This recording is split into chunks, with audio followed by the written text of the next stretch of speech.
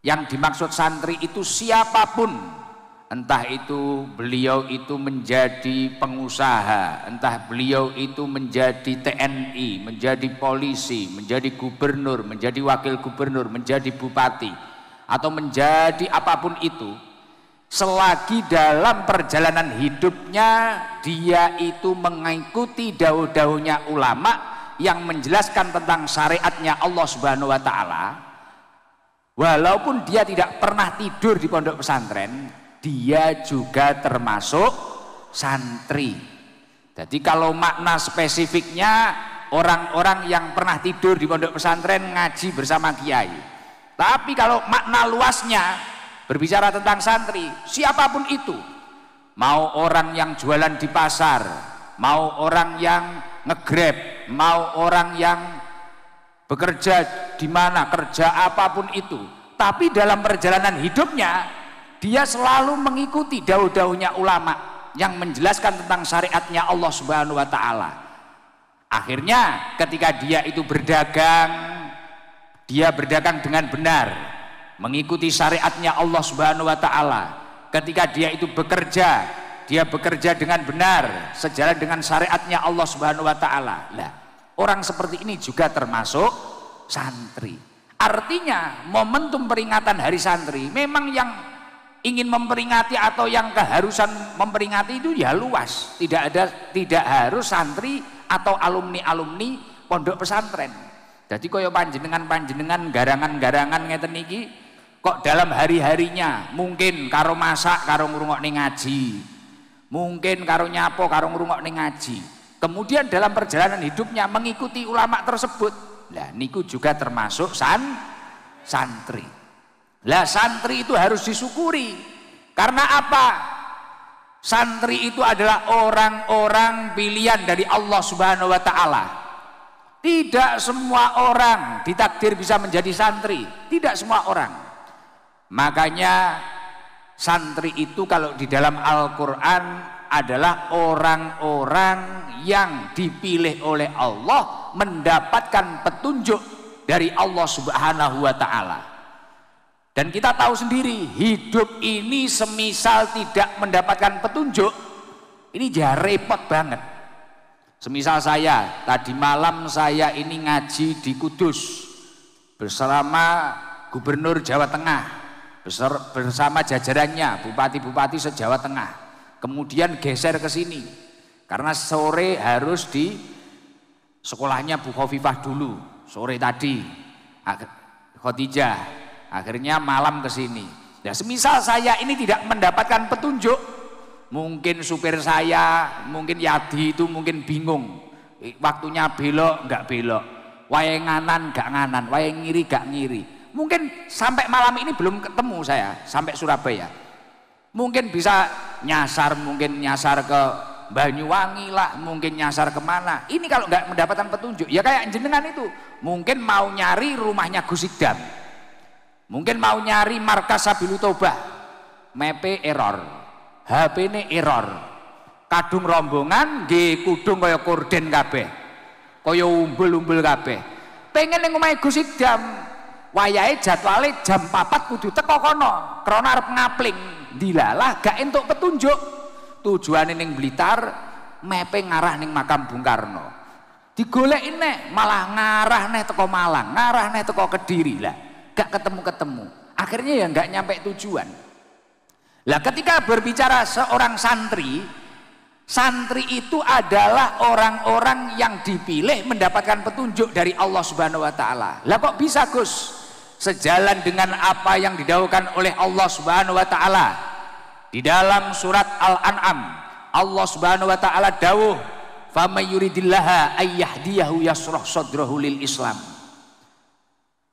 Orang itu kalau dipilih oleh Allah Subhanahu wa taala untuk mendapatkan petunjuk dari Allah Subhanahu wa taala, dia akan diberi yashrah sadrahu lil Islam, kelapangan dada, keluasan hati untuk memeluk, untuk mempelajari agama Islam. Lah orang-orang yang lapang dada, lapang hati, mempelajari agama Islam itu siapa? Kalau yang ada saat ini ya santri. Ya jamaah-jamaah yang istiqomah mengikuti kiai yang menjelaskan syariat-syariatnya Allah Subhanahu wa taala. Nggih jenengan-jenengan niki. Niku jenengan niku dipilih karo Gusti Allah untuk petunjuk. Makane walaupun kadang udan nek wis ngomong ning ngaji panggah mangkat. Walaupun mungkin kadang dihina, kayak katanya Pak Sabar tadi, saya jadi ingat. Saya itu dulu waktu jadi santri, saya mondok di Pondok Salaf, saya itu masak sendiri. Sama bunyanya awalnya nggak boleh, tapi saya itu pengen tirakat, poso. Sekarang kan sudah kurus toh, dulu lebih kurus saya itu. Luwih kurun ketok mongso ngono. Paling cocok cara cetuk jenengan pengadike sego paling. Dikirimi wong buka Vivah sampai sakniki kaya welas ngoten kok kalih kula. Cetuk umroh kirimi panganan. Kula wau ning hotel kirimi parcel. Ketoke welas paling gusuk kurang gizi ngono paling. Lah waktu saya mondok di pesantren dulu lebih parah, kuru, sandal gak duwe. Tapi ketika ditanya ibu saya, "Le kurang apa?" Cukup. Memang saya sengaja pengen tirakat. Dilalah waktu pulang, Pak Jenderal, waktu pulang teman-teman saya itu bilang, "Gus, golek apa mondok? Mondok ki golek apa? Aku wis kerja, HP ku apik." Waktu saya mondok itu rokok ngutil saya Pak Jenderal. Teman saya sudah pak-pakan karena di rumah sudah bekerja. Nah, saya sempat bingung, iya yo, apa aku ki kleru. Tapi saya balik lagi ke pondok. Kemudian Mbah Yai dawuh, "Pokoknya ngaji. La alima mamkut." Uang ini ngalim, uang ini duwe ilmu, ora bakal putus saka rahmate Gusti Allah. Wis to Le, sok kitab kok buka duit. Ben mulih kitab tak buka panggah gak duwe duit. Mumet akhirnya aku. Iki sing bener sapa iki aku ngono. Koncoku apa sapa? Dibuli terus. Gus kok tambah kuru ketok melas. Anake bunyai paring rakopen sampean. Wah, budrek neh sirahku. Ki piye iki? Akhirnya terus saya ngaji.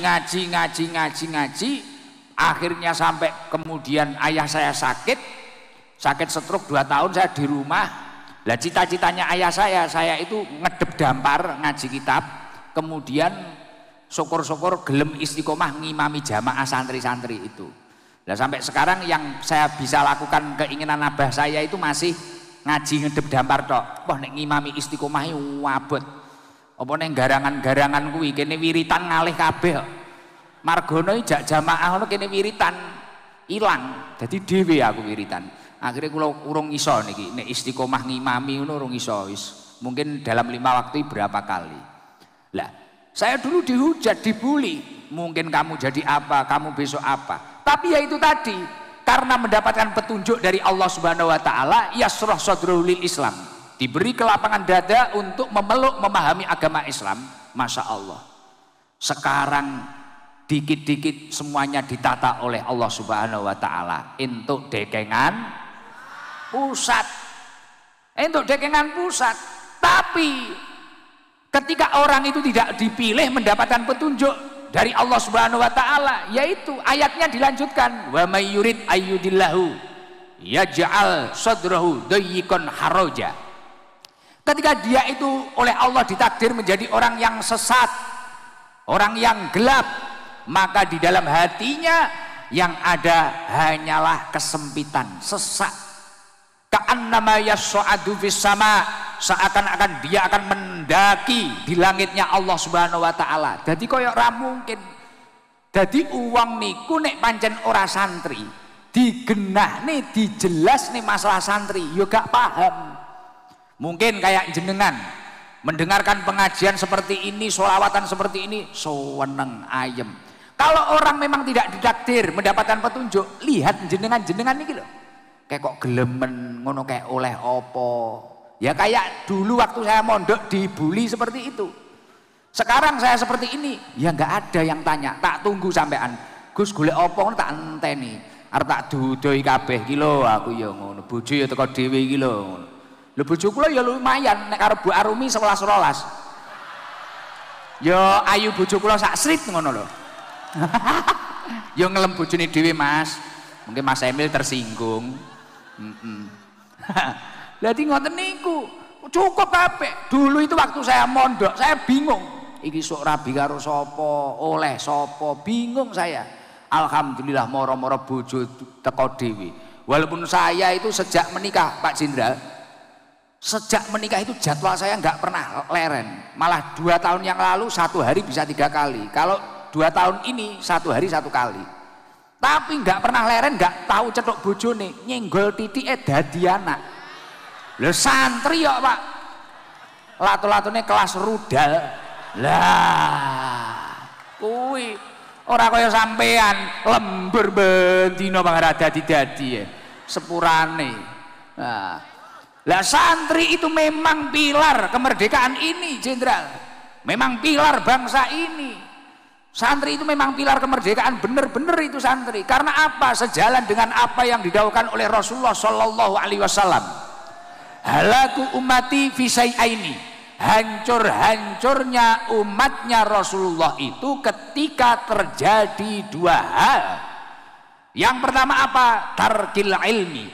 Ketika orang-orang itu mulai meninggalkan ilmu, gak gelem ngaji.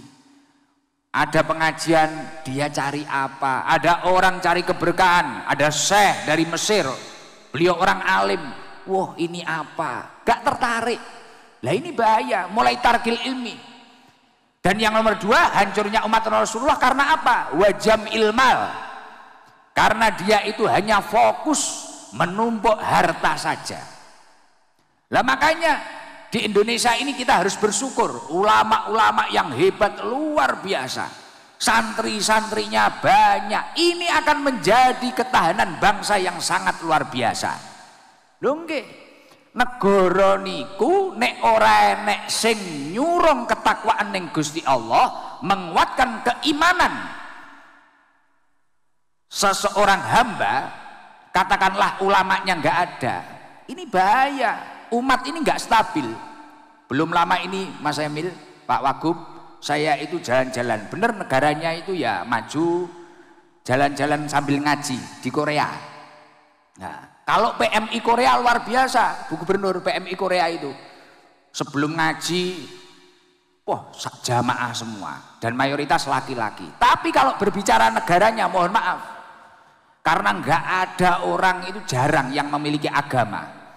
Apalagi orang yang mengikuti tokoh. Niki kan rapopo ngomong di Korea, kono ora paham basa Jawa to. Ora paham. Nek Kim Jong Un akrab karo aku. Sak leting, sak kelas mbiyen. Gen ra ngantuk, ngapunten Bu Gubernur nggih. Nggih ngeten iki carane ngomongi garangan ngeten iki.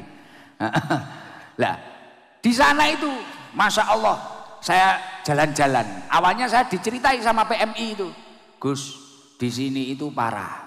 Apa parahnya? Orang itu banyak yang nggak punya agama. Jadi siapa tahulah karena keberkahan Gus, nanti orang-orang itu tahu ramenya orang ngaji, ademnya, rahmatnya yang duduk. Siapa tahu nanti ada yang login orang sini.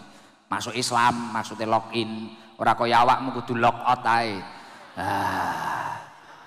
Akhirnya ternyata beneran ada satu asli orang Korea ikut login.